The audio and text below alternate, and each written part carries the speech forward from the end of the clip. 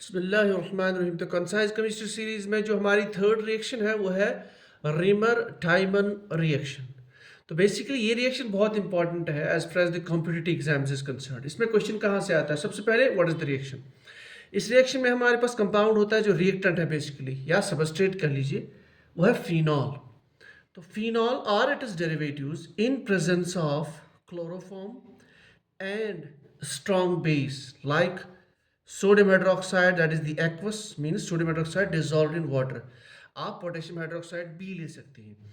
आपका जो प्रोडक्ट है वो है सैलिसल्डिहाइड, means in this compound at the ortho position, ortho to the hydroxyl, CHO group has got introduced. So this is basically formylation of phenols. So this reaction, Remer-Tiemann reaction, is basically what it does is the formylation of phenols, means introduction of CHO group. So this is basically an electrophilic substitution reaction. ठीक है। अब इसमें question और कहाँ से आ सकता है? सबसे इंपॉर्टेंट क्वेश्चन इसमें होता है इलेक्ट्रोफाइल की। इलेक्ट्रोफाइल कौन है? इलेक्ट्रोफाइल इस केस में यूनिक होता है, दैट इज CCl2 और यहाँ पे 2 electron. So this is a carbene, basically it's called as dichlorocarbene.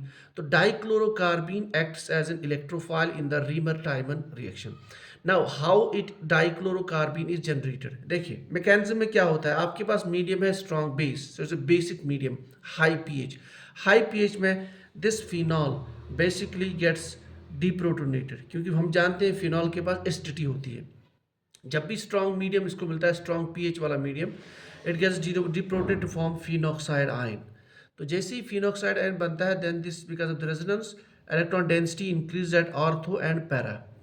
तो दिस डाइक्लोरोकार्बिन, ठीक, इलेक्ट्रोफाइल अटैक्स हेयर, ठीक है। तो फिर इससे हमें बन जाता है आफ्टर दी, आप कह सकते हो हाइड्रोलिसिस, हमें बन जाता है CHO ग्रुप। अब क्वेश्चन जो यहाँ पे इंपॉर्टेंट है, पहला क्वेश्चन डाइक्लोरोकार्बिन कैसे बनता है। देखो डाइक्लोरोकार्बिन आपके पास जो क्लोरोफॉर्म है, in presence of base this hydrogen gets removed, so it forms, it gets a negative charge, it's called as chloroform कार्बेनियन।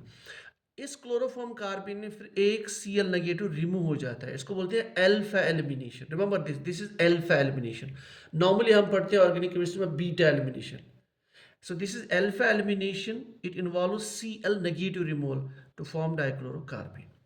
इससे इंपॉर्टेंट क्वेश्चन जहां से क्वेश्चन आ सकता है वो ये है कि हमने आपको यहाँ पे दिखाया ऑर्थो प्रोडक्ट, ऑर्थो पोजीशन पे CHO ग्रुप बनता है। नाउ क्वेश्चन है पैरा पे भी बन सकता है, क्योंकि इलेक्ट्रॉन डोनेटिंग ग्रुप है, एक्टिवेटिंग ग्रुप है। तो पैरा पोजीशन पे भी CHO ग्रुप आ सकता है, यस आ सकता है। तो इस रिएक्शन में आपको ऑर्थो बी बनता है और पैरा बी बनता है, लेकिन ऑर्थो इस केस में मेजर प्रोडक्ट होता है। So ortho product is the major product in the Reimer Tiemann reaction. अब रीजन आता है वाई। देखिए अगर आप ऑर्थो प्रोडक्ट को थोड़ा सा देखेंगे, मैं इसको दोबारा थोड़ा सा बना लेता हूँ।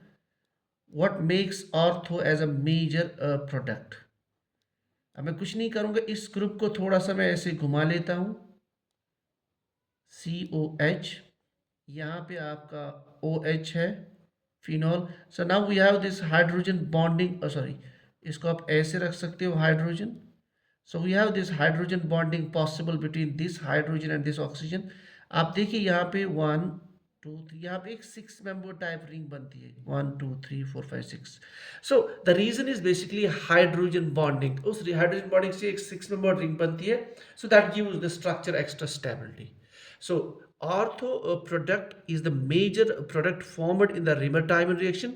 रीजन is कि ऑर्थो प्रोडक्ट में हाइड्रोजन बॉन्डिंग पॉसिबल है, पैरा में पॉसिबिलिटी नहीं है। तो ये कुछ पॉसिबल एरियाज है जहां से कॉम्पिटिटिव एग्जाम्स में इस रिएक्शन पे क्वेश्चन आ सकता है। So this is all for the day.